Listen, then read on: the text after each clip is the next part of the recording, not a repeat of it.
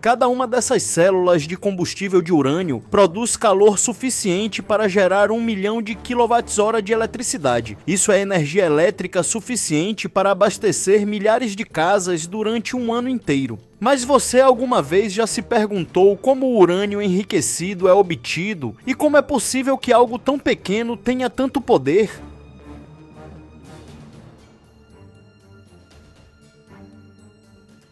No vídeo de hoje visitamos o maior depósito de urânio de alta qualidade do mundo e uma fábrica de combustível nuclear para descobrir como o urânio é extraído da natureza e como um dos metais mais perigosos do planeta é processado. Fique comigo até o final. Eu sou o Vitor e você está no Tudo Tech HD. Já peço que deixe seu like, se inscreva e ative o sino para todas as notificações.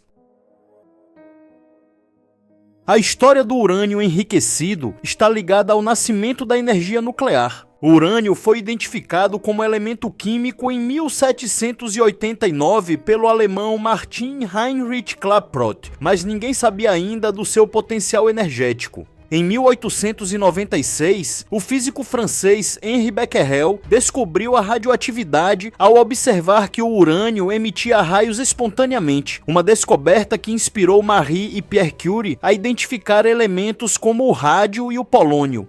Em 1932, James Chadwick descobriu o nêutron, uma partícula essencial para a fissão nuclear. Em 1938, os alemães Otto Hahn e Fritz Strassmann descobriram que o urânio-235, um isótopo raro do urânio natural, podia sofrer fissão nuclear. Eles demonstraram que um átomo de urânio podia ser dividido ao ser atingido por nêutrons, liberando uma enorme quantidade de energia. O urânio natural contém 99,3% de urânio-238, que não sofre fissão imediata, e 0,7% de urânio-235, que é ideal para a fissão. Aumentar a proporção de urânio-235, um processo chamado enriquecimento, foi essencial para reatores e armas nucleares. Durante a Segunda Guerra, os Estados Unidos lideraram o Projeto Manhattan, com cientistas como Enrico Fermi e Robert Oppenheimer. Foram desenvolvidas técnicas de enriquecimento de urânio usando processos como difusão gasosa e centrífugas. Essas máquinas, girando em velocidades extremamente altas, separam os isótopos por peso, tornando o enriquecimento mais eficiente. O resultado foi a bomba atômica Little Boy, lançada sobre Hiroshima em 1945, que usou urânio-235 enriquecido.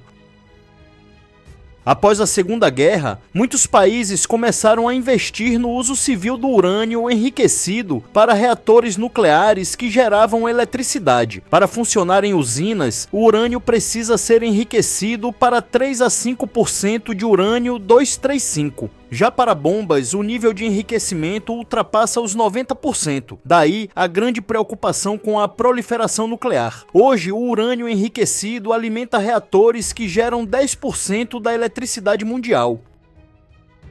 O processo começa em minas de urânio localizadas em regiões remotas. Países como Austrália, Cazaquistão e Canadá respondem juntos por mais de 60% da produção mundial de urânio. O urânio é encontrado principalmente no mineral uraninita, também conhecido como pechblenda, geralmente em baixas concentrações que variam de 0,1 a 2%. Na província canadense de Saskatchewan está a maior mina de urânio de alto teor do mundo. Aqui, o minério pode ultrapassar 20% de concentração de urânio, algo até 100 vezes maior do que em minas comuns. O urânio extraído é usado principalmente como combustível em reatores nucleares para gerar eletricidade. O minério de urânio encontra-se escondido sob uma espessa camada de arenito saturado de água, o que significa que todos os poros da rocha estão preenchidos por água subterrânea. Para alcançar o minério sem inundar a mina, eles usam técnicas como o congelamento artificial do solo. Os trabalhadores utilizam brocas de carboneto de tungstênio, alinhadas como fileiras de dentes, que perfuram a rocha. Esses primeiros furos servem para instalar tubos que retiram calor, transformando a água nos poros do arenito em gelo. Isso cria uma barreira congelada que impede a entrada de água e torna possível alcançar o minério de urânio em segurança. O minerador opera o equipamento por controle remoto, transferindo um novo pedaço de tubo para a extremidade da perfuratriz a cada 1,5 metros para penetrar 130 metros no leito do arenito. A instalação de apenas um pedaço de tubo leva até 8 dias, e há 200 deles. Uma planta de congelamento acima do solo resfria a salmoura de cloreto de cálcio a menos 30 graus Celsius e a distribui pelos tubos de congelamento. A salmoura absorve calor à medida que congela o solo e retorna para ser resfriada novamente.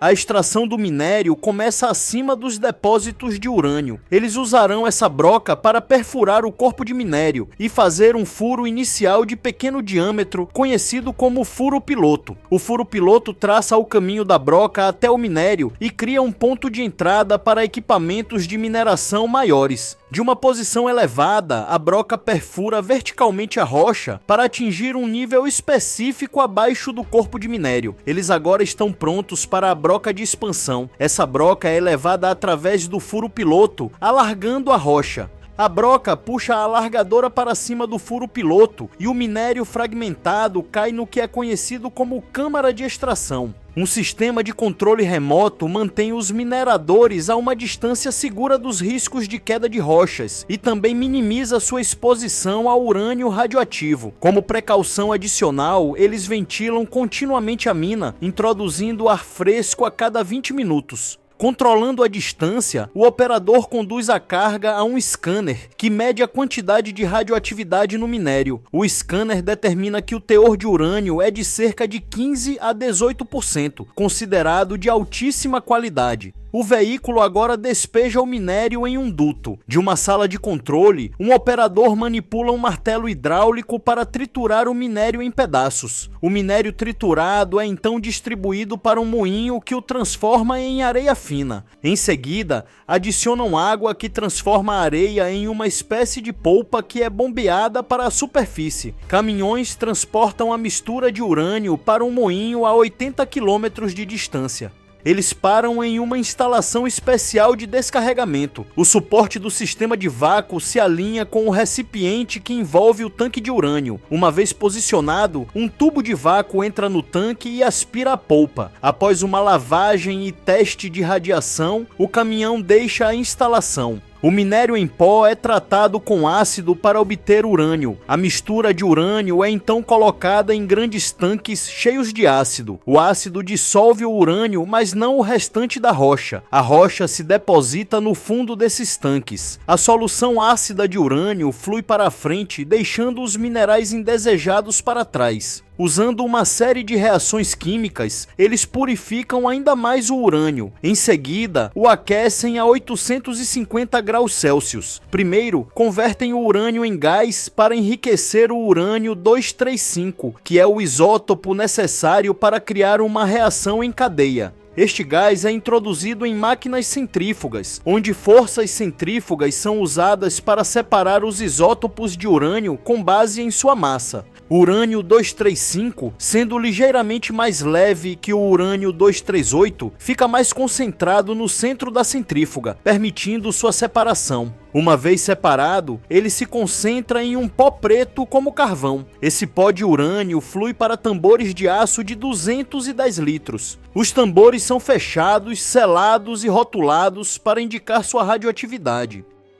Os tambores são então enviados para uma usina de processamento de combustível nuclear. O urânio muda de preto para amarelo enquanto é convertido em trióxido de urânio, uma forma química intermediária na cadeia de processamento. O trióxido de urânio é enviado para cones invertidos especialmente projetados. Ao chegar à instalação, uma válvula se abre na parte inferior e o pó flui para tubos transportadores que o levam até a usina. No interior, eles dissolvem o pó de trióxido de urânio em ácido. Um trabalhador coleta uma amostra para testar a densidade e a química e confirmar que ambas são aceitáveis. Em seguida, eles adicionam um produto químico para converter conter o urânio dissolvido em sólido. Após o processamento adicional, o trióxido de urânio é convertido em dióxido de urânio, a forma química necessária para o combustível nuclear. A centrifugação do dióxido de urânio mistura partículas de diferentes tamanhos para criar uma mistura mais homogênea. O processamento químico também faz com que o urânio mude de cor, o tornando um pó fino preto. Usando várias toneladas de pressão, prensas moldam o dióxido de urânio em pastilhas. Uma roda giratória com saliências guia as pastilhas em direção a uma calha transportadora. Uma pastilha de urânio do tamanho de um amendoim gera a mesma quantidade de energia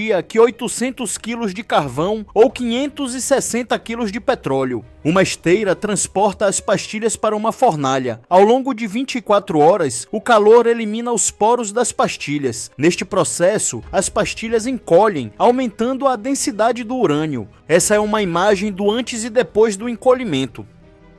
Um braço robótico carrega as pastilhas em uma bandeja e as nivela. O transportador move a bandeja para frente. Outro robô coloca tubos de combustível de zircônio em um suporte. O zircônio é um metal altamente resistente ao calor e à corrosão, mas os nêutrons passam livremente por ele durante a reação de fissão. O suporte de tubos encontra a bandeja de pastilhas. Um carregador robótico empurra a pilha de 30 pastilhas para dentro do tubo. Os tubos passam por um soldador automatizado que fecha suas extremidades. O próximo robô recupera a barra de combustível de urânio completa e a transfere para um dispositivo de montagem, que organiza um total de 37 hastes em posição vertical dentro do dispositivo.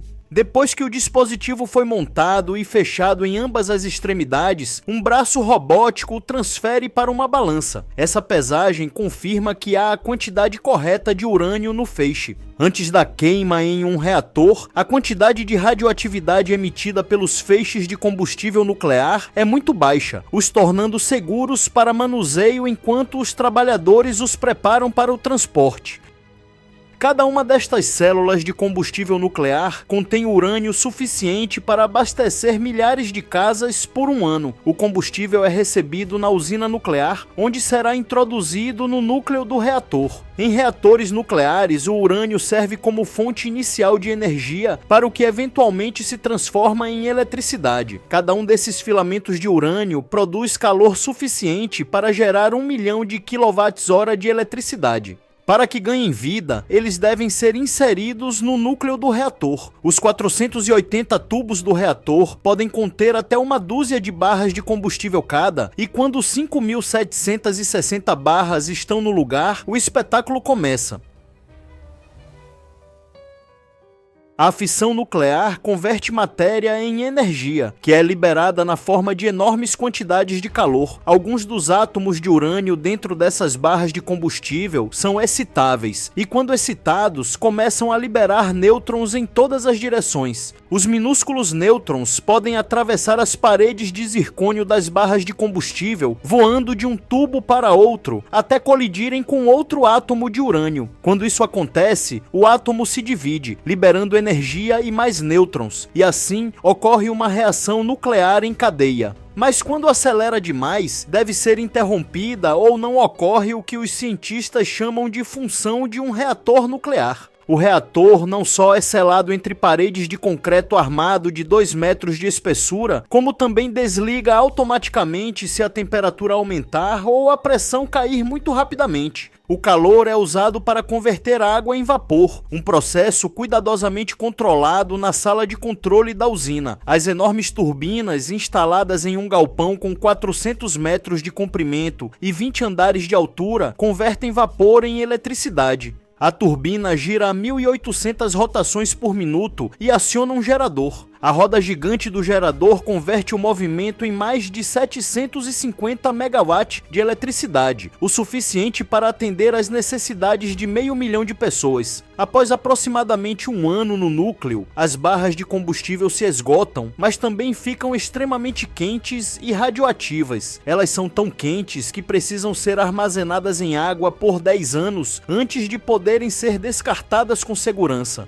Elas são colocadas em uma piscina na usina para resfriar sua temperatura e dissipar a radioatividade. Afundadas nesse depósito de 8 metros de profundidade, encontram-se mais de 700 mil barras de combustível radioativo. Se gostou deste vídeo, deixe seu like e o compartilhe com seus amigos. Deixe um comentário dizendo de onde você nos assiste e o que achou deste episódio. Se inscreva em nosso canal e ative o sino das notificações para ser avisado sempre que publicarmos um novo conteúdo. Obrigado por ficar comigo até aqui. Se quer continuar aprendendo, clique em um dos vídeos recomendados que está aparecendo em sua tela. Peço que Deus abençoe a você e a sua casa, e esteja sempre bem.